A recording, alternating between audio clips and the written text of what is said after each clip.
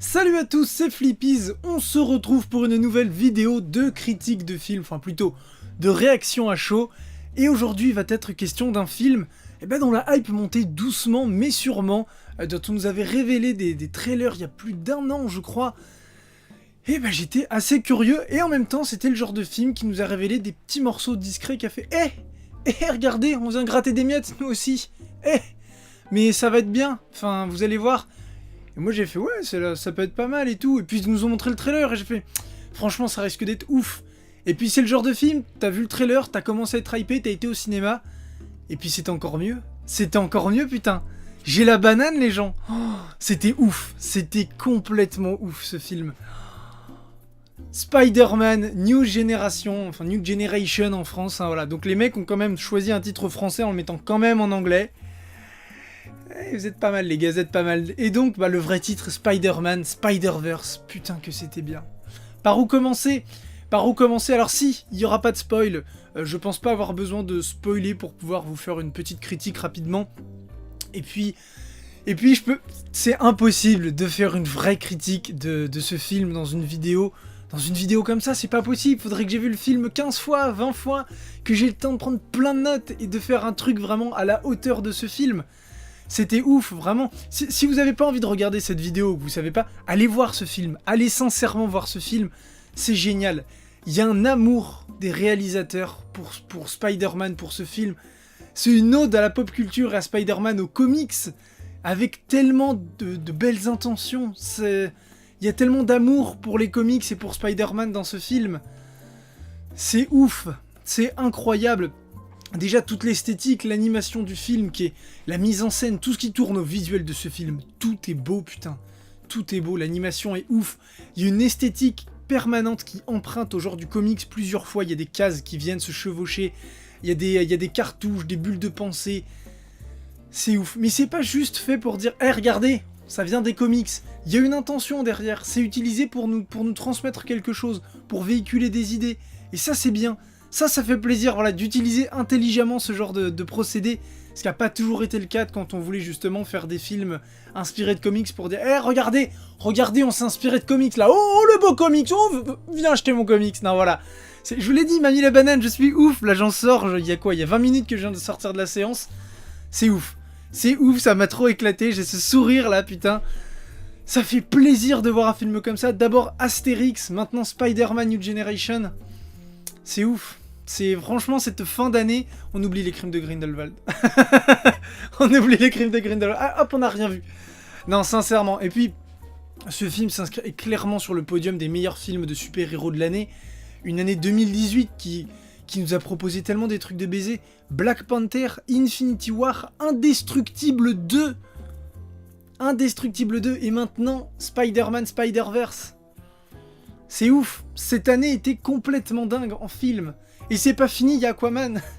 Non, je déconne. Enfin bon, ne vendons pas la peau de l'ours, hein. Peut-être qu'il sera bien, j'espère qu'il sera bien. Mais en attendant, Spider-Man New Generation. Alors que vous dire de plus concret, comme je vous le disais, toute l'esthétique du film est vraiment jolie, c'est beau, c'est original. Il y a des intentions, on sent qu'ils veulent nous dire quelque chose, qu'ils veulent dire quelque chose artistiquement, les réalisateurs, et ça c'est chouette. Après voilà, comme je vous l'ai dit, je ne m'y connais pas assez du tout pour pouvoir dire là tout de suite dans cette vidéo, ils ont utilisé telle technique, ça a permis de générer telle émotion, c'était intelligemment fait pour faire ça. Non, c'est juste, c'est vraiment sur un premier visionnage, putain c'est une claque, c'est trop chouette à regarder, c'est original, l'animation est chouette. Franchement c'est une super expérience. Une expérience de film d'animation et une expérience pour les fans de Spider-Man aussi. Et puis en parlant de Spider-Man, c'est génial, j'adore ce qu'ils ont fait. Toute la pop culture Spider-Man, film, comics, dessins animés, tout vient se mélanger pour former un tout. Il y a un brisage du quatrième mur constant mais qui est fait intelligemment, justement avec des références aux films, aux produits dérivés. À Stan Lee aussi, caméo de feu Stan Lee malheureusement, qui n'était à l'époque pas, du coup, qui n'était pas parti. Et je trouve que ce caméo est parfait. Il y a un truc avec ce caméo vraiment, surtout quand malheureusement on sait que désormais Stan Lee est décédé, et c'est très triste, mais voilà. Et voilà, il y a quelque chose de très beau dans ce caméo. et qui est fait avec intelligence, avec une petite pointe d'humour, et d'ailleurs, voilà, je rebondis là-dessus, l'humour aussi qui est très présente dans ce film, mais qui est pas intrusive ou qui est pas lourdingue comme pourraient l'être certains films Marvel. C'est fait intelligemment, et on joue aussi sur le côté cartoon, puisqu'on mélange plein de styles avec les Spider-Man qui vont venir enfin les Spider-Man et Spider-Woman qui vont venir des différentes dimensions. On joue en mélangeant plein d'esthétiques. Et c'est chouette, et on le voit d'ailleurs à la toute fin, vous inquiétez pas, c'est pas un spoil, mais on revoit les Spider-Man, les différents Spider-Man dans leur dimension rapidement, et on voit que du coup chaque dimension a vraiment son esthétisme, un peu comme dans les comics au final, et on sent l'inspiration de Spider-Verse, de l'event en comics Spider-Verse justement, qui jouait là-dessus, et on avait mélangé toutes les ambiances en fait, on faisait aller l'Ultimate Spider-Man dans la série animée de 1967, ce qui fait que Miles Morales avait le filtre on va dire 1967, bah là c'est pareil, il y a tous ces petits délires visuels de mélange d'univers qui est super chouette à voir, et puis voilà comme je vous dis, le quatrième, franchement pour cette histoire de quatrième mur, mais ce film fait tellement mieux que Deadpool, c'est fait tellement de manière plus intelligente et plus subtile. Franchement, et moins lourdingue surtout. Vraiment, c'est... Alors je sais qu'il y a des gens derrière qui sont fans de Deadpool et tout. Je dis pas que Deadpool est un mauvais film. Je dis juste que...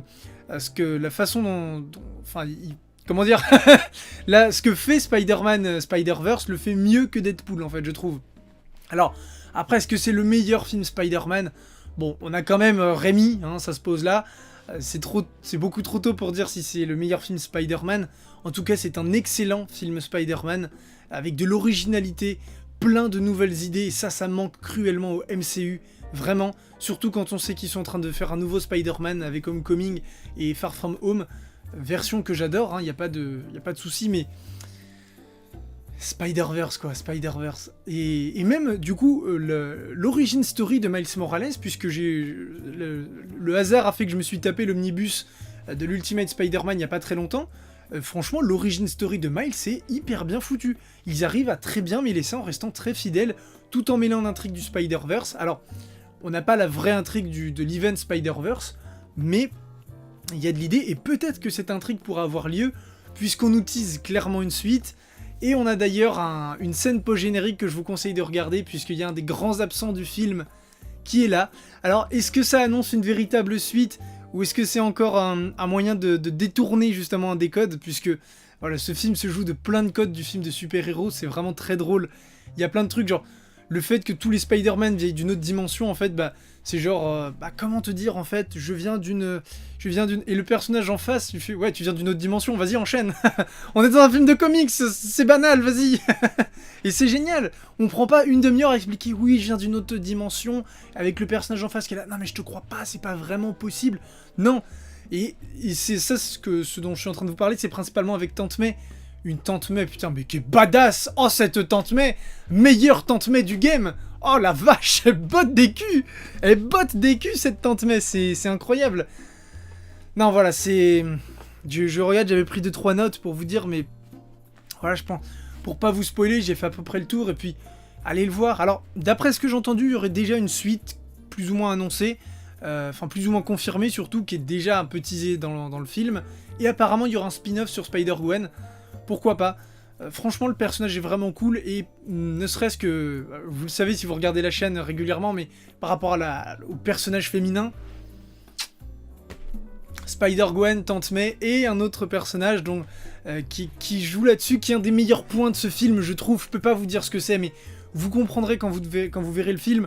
C'est un choix d'adaptation, ce personnage, qui fait que du coup, on rajoute un mystère là où normalement ceux qui connaissent Spider-Man n'auraient pas pu être surpris. Mais grâce à ce choix d'adaptation, et voilà, ça nous crée la surprise. Donc ça nous crée un retournement de situation, donc c'est génial. Preuve que des fois dans l'adaptation, il faut savoir prendre des risques et faire des changements pour surprendre, surtout que quand c'est bien fait, c'est totalement justifié. Voilà, je regarde, on est à 10 minutes à peu près, je vais m'arrêter là-dessus parce que ce film était trop bon, il faut que vous alliez le voir, s'il y a un film en cette fin d'année à aller voir, voilà, petit, grand, fan de comics, fan de Spider-Man ou pas du tout, tout ça, vraiment... C'est que pour moi c'est vraiment un peu comme Lego Batman dans le genre où ça s'adresse à tout le monde, c'est pas parce que c'est un film, d'animation déjà que c'est pour enfants. D'ailleurs Spider-Cochon lance des petites blagues là-dessus, ça fait plaisir. Et puis même si vous connaissez pas vraiment Spider-Man, Bon, sérieux. Sérieusement, ce que je veux dire, c'est que même si vous avez pas lu les 700 volumes, enfin les 700 comics de Spider-Man, justement, le film joue constamment là-dessus pour dire, voilà, tout le monde connaît Spider-Man. Même ceux qui connaissent pas Spider-Man, vous connaissez quand même Spider-Man, tellement on vous en fait bouffer tout le temps depuis des années. Et ça, c'est une bouffée d'oxygène c'est une bouffée d'oxygène dans les films de super-héros. Et je me dis que, pourquoi pas faire un Civil War ? Pourquoi pas faire un... Alors, je sais qu'il n'y a pas les droits, c'est pas Sony qui a les droits, mais ce que je veux dire, c'est que... Pourquoi un film d'anime... Enfin, je trouve que ce film nous dit, voilà, grâce à ça, on peut faire des stand-alone hyper hardcore en comics qui passeraient tout seul. Pourquoi pas faire l'event Civil War, l'adapter juste en film d'animation qui s'auto-suffit ? Pourquoi pas faire Secret Wars ? Pourquoi pas faire Secret Empire ? Voilà. Pas forcément besoin de faire un MCU de 18 ans, avec 42 films, avec tout est lié et tout. On peut juste se contenter de faire des stand-alone super bien foutus, en misant sur le fait que voilà, maintenant désormais les fans, et même pas juste les spectateurs en général, sont suffisamment familiarisés avec les super-héros pour qu'on puisse les sortir de leur zone de confort, prendre des risques et changer des têtes qu'on connaît habituellement. Voilà. Voilà, je m'arrête là-dessus, allez voir ce film, putain, il est trop génial, je l'adore, voilà, c'est excellent. Donc sur ce, merci à tous d'avoir regardé cette vidéo, n'hésitez pas dans les commentaires à me mettre ce que vous avez pensé du film. Alors, je peux pas vous dire de pas spoiler, ça va être compliqué, essayez de pas trop spoiler, mais pour les personnes qui n'ont pas vu le film, n'allez pas trop dans la zone commentaire, voilà, ça risque de spoiler, c'est difficile de vous empêcher de spoiler. Donc n'hésitez pas à venir en commentaire pour qu'on puisse discuter du film. Et puis voilà, je suis essoufflé, je suis à bout de souffle, il m'a coupé le souffle ce film, littéralement. Donc nous on se retrouve pour de prochaines vidéos, salut à tous.